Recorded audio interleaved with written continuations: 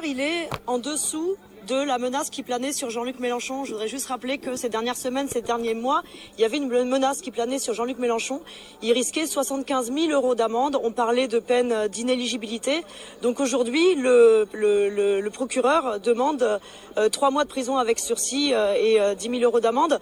Je pense qu'en fait, c'est le déroulé du procès depuis hier matin. Le déroulé du procès a fait reculer le procureur. Ils se sont rendus compte que les accusations de violence, d'intimidation, ça ne tenait pas. En fait, là, on est sur des faits, on retient uniquement des faits d'outrage. Maintenant, pour aller jusqu'au bout, là, il faut rappeler que on est uniquement sur la requête du parquet. On espère que le juge, en effet, demandera la relaxe. Mais juste, ce que je voudrais dire, c'est que c'est quand même dommage, c'est quand même malheureux de mobiliser tous ces moyens. Vous savez, là, il y a des huissiers qui sont mobilisés, il y a tout le personnel de la justice. Je pense qu'il y a d'autres priorités dans notre pays, surtout dans un secteur de la justice qui est particulièrement concerné par l'austérité, par les coupes budgétaires. Et c'est dommage, finalement, tout ça pour ça, on se dit, quoi.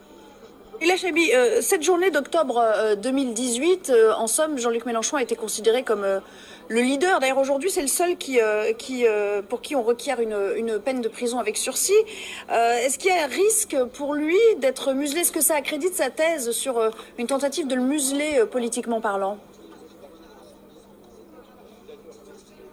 Ben, en tout cas, on voit bien que les peines qui étaient évoquées, qui ont fait grand bruit médiatiquement au cours des dernières semaines, étaient largement exagérées. Parce que l'intérêt, je pense que c'est le point positif de toute cette histoire de ce procès, même si c'est douloureux et puis on aimerait tous passer à autre chose.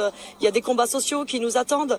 Mais l'intérêt, c'est qu'au moins ça aura permis de faire la lumière. Il y a eu quelques minutes qui ont été retenues, qui ont été diffusées en boucle comme ça tous les mois et qui ont sali l'image de Jean-Luc Mélenchon, qui nous ont coûté beaucoup, nous, à la France Insoumise, et qui ont été diffusés en boucle et qui ne sont pas à l'image, en fait, de la réalité. Et c'est ce que ce procès a permis de montrer. De voir un Jean-Luc Mélenchon énervé comme ça pendant 40 secondes, ça représente pas ce qui s'est passé pendant les 3 quarts d'heure de